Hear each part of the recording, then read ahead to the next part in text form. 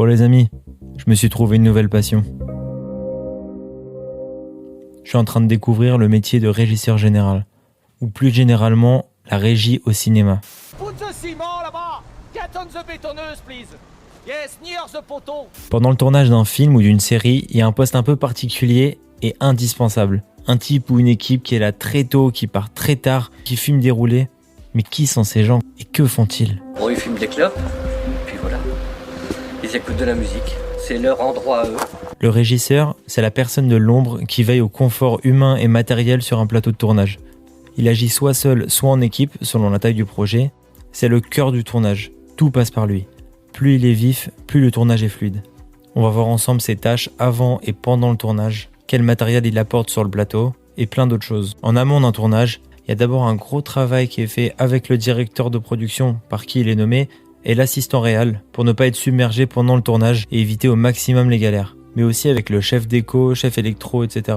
pour le matériel, la sécurité. Si une scène est dangereuse, il contacte les pompiers et le SAMU, il analyse le scénario, il fait des repérages, discute avec les mairies, les commissariats, les préfectures pour les autorisations de tournage, de stationnement, de construction.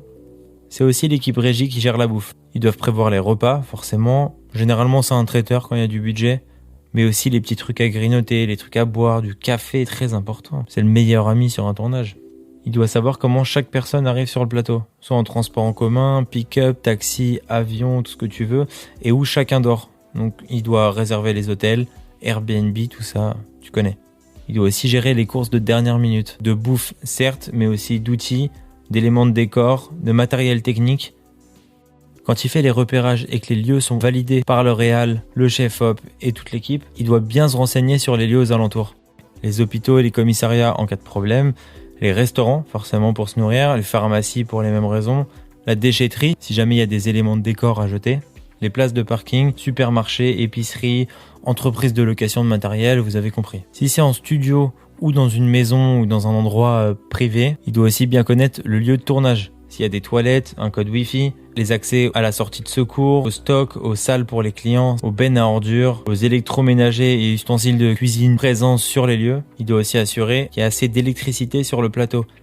Le cas échéant, il doit contacter EDF. Ensuite, forcément, il fait la liste des besoins. Il achète ou il loue tout ce qui lui manque pour assurer toutes ses missions pendant le tournage. Et ça, j'en parlerai un petit peu plus tard.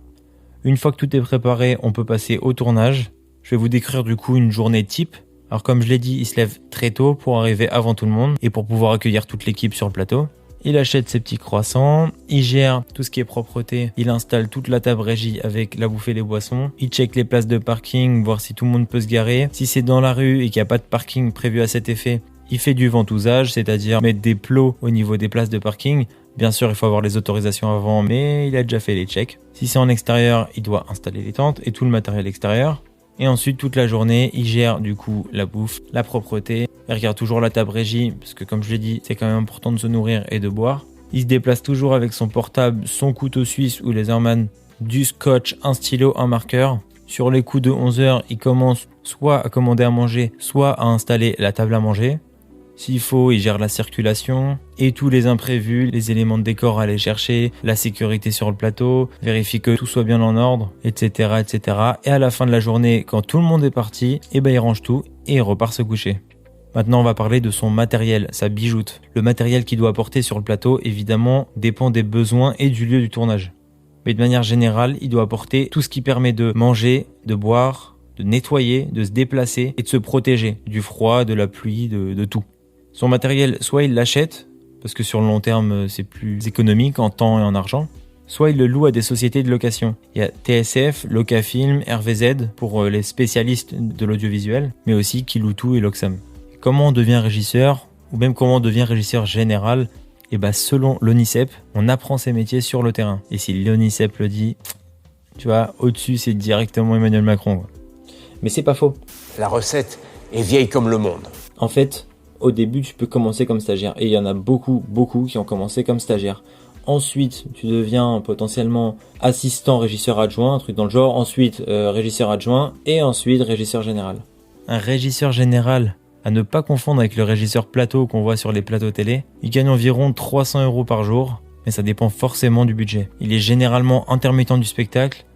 Mais il peut aussi avoir sa société, être auto-entrepreneur, être salarié d'une boîte de prod. Maintenant, on va parler des qualités d'un régisseur.